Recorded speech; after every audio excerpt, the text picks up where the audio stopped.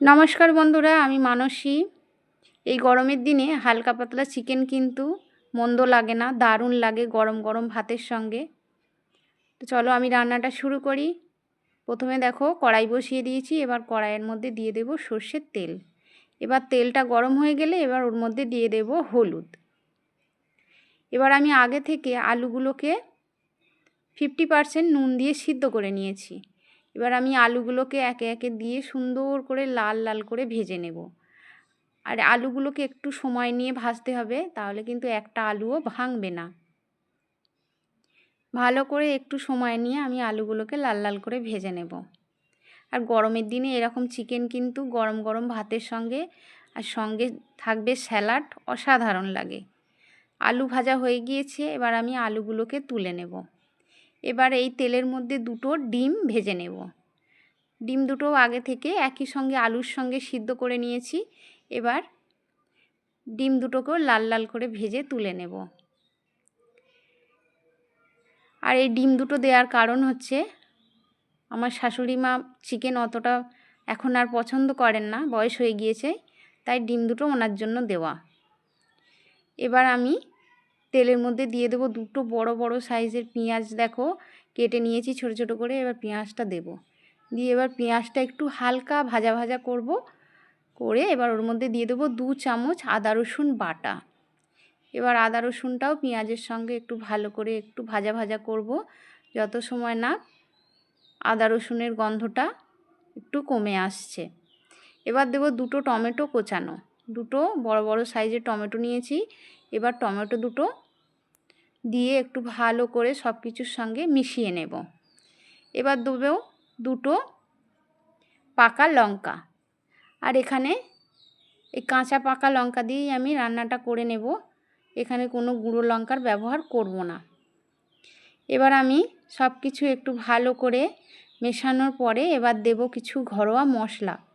মশলার মধ্যে আছে ধনের গুঁড়ো, জিরের গুঁড়ো, হলুদের গুঁড়ো আর পরিমাণ মতো নুন। এবার আমি মশলাগুলো দিয়ে ভালো করে কষাবো। যত সময় না মশলা থেকে তেল ছেড়ে আসছে তত সময় আমি মশলাটা কষিয়ে নেব। একটু সময় নিয়ে কিন্তু মশলা কষালে রান্নাটা কিন্তু অসাধারণ হয়। এবার মশলাটা কষানো প্রায় দেখো হয়ে এসেছে। এবার আমি চিকেনটা দিয়ে দেব। আগে থেকে পরিষ্কার করে ধুয়ে নিয়েছি চিকেনটা দিয়ে দেব। দিয়ে এবার ভালো করে মশলার সঙ্গে চিকেনটাকে মিক্সড করব একটু সময় নিয়ে। আর এবার কিন্তু চিকেনটাকে ঢেকে দেব মিডিয়াম আছে। এবার আমি ঢাকা দিয়ে রান্নাটা করে নেব। দেখো চিকেন থেকে একদম জল ছেড়ে দিয়েছে।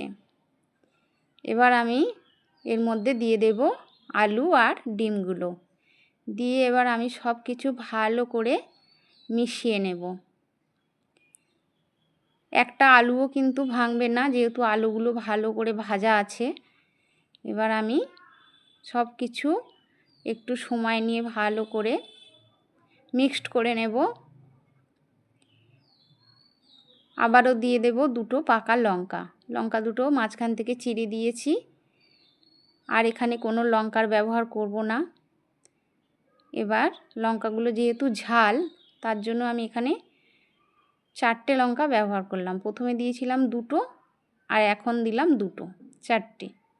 এবার আমি ভালো করে সব কিছু মেশানোর পরে এবার দেব গরম জল। আগে থেকে গরম জল করে নিয়েছি, গরম জলটা দিয়ে দেব।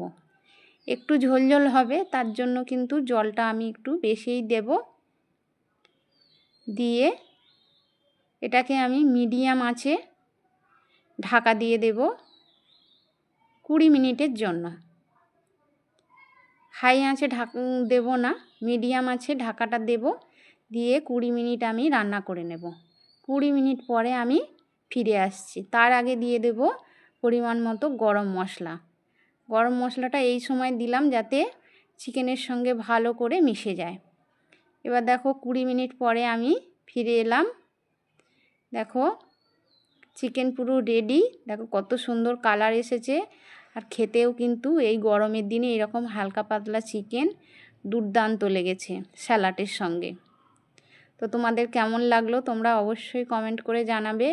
ভালো লাগলে লাইক কমেন্ট করে আমার পাশে থাকবে। সকলে সুস্থ থেকো, ভালো থেকো, সকলকে অসংখ্য অসংখ্য ধন্যবাদ।